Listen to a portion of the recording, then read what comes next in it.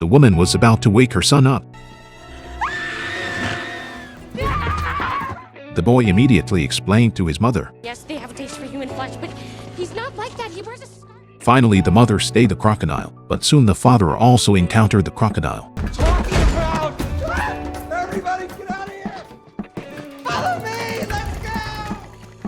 The boy took the crocodile out to play.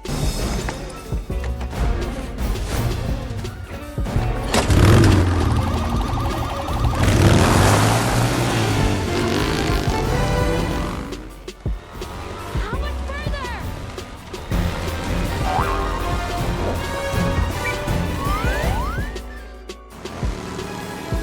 Oh, Eunice, we got a crocodile on a motorcycle entering the theater district? Seeing someone in front, the boy directly turned into the theater.